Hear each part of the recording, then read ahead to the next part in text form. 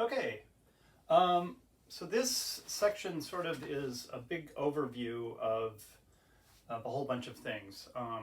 So in the next sort of a little bit, we're going to be talking a lot about prime numbers and taking an integer and factoring it and how those are related, as well as other things.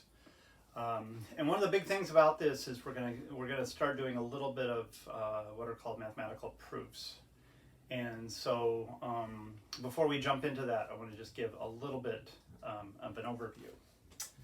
So we saw some things where, let's do, well, with numbers, 17 plus 23 is 23 plus 17, right? And this is the commutative, or the additive commutative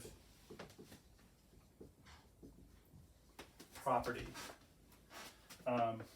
right? So we can write this in general.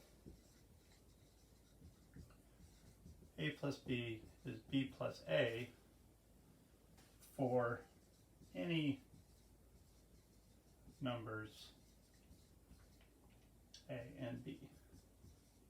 And that's typically the way that you want to think about this.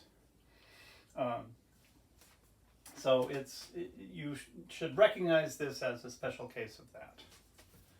Okay. And what we're going to start to see is there's sort of some mathematical statements like this, right, that we want to be true for sort of basically all numbers.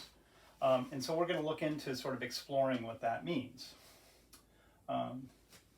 Okay, so one of the things about this is let me see, I'll do a little bit.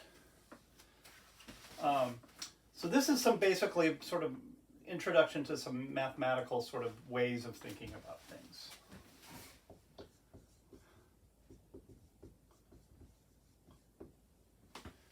One of the big things that we do in mathematics is we need to define things very precisely.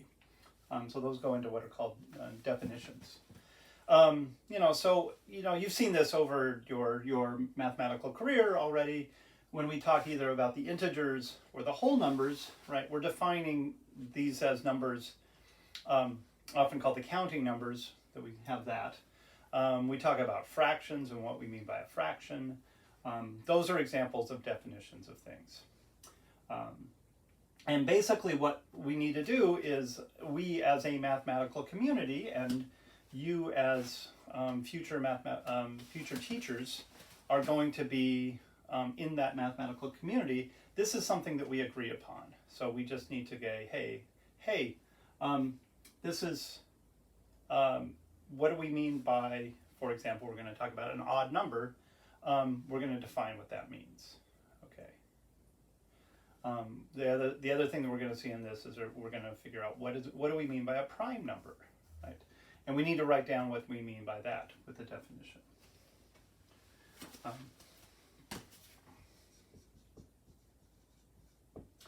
Another big one are what are called axioms.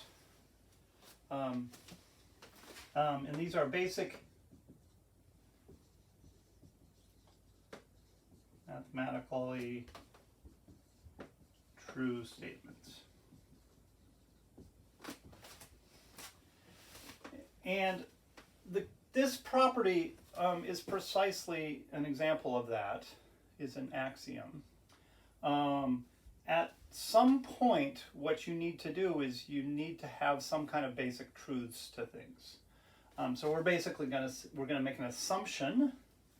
That's kind of what an axiom is an assumption that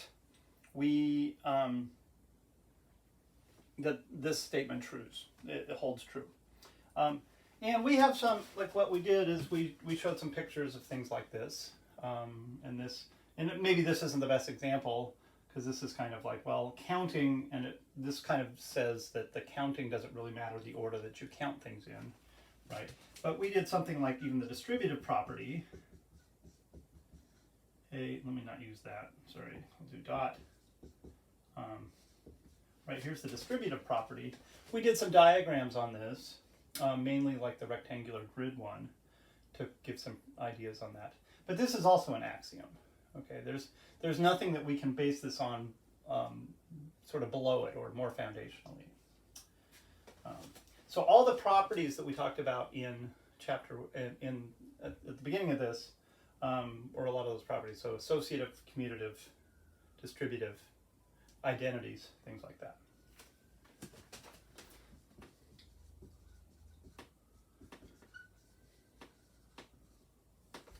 The other big category that we're going to see this chapter are things called lemmas or theorems. And these are both sort of provable statements.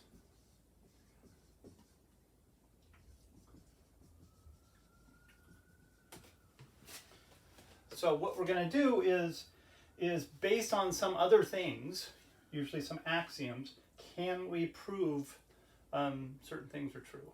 So the example that we've seen so far along these lines is the quotient remainder theorem, right? So that's a theorem.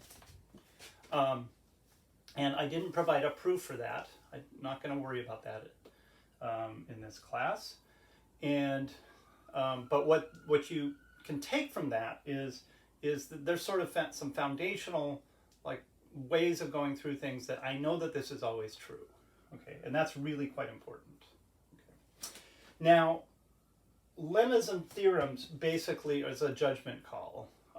We often say things that are very, very important, we call them theorems, and things that are less important we call lemmas.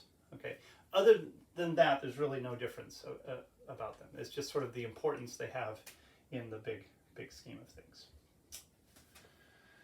Okay, so we're going to be doing some stuff related to this. We're going to be making little proofs, both some picture proofs, which are probably kind of fun, but also some algebraic proofs where we can make some statements, things about odd numbers, for example, or things about numbers that are divisible by 3.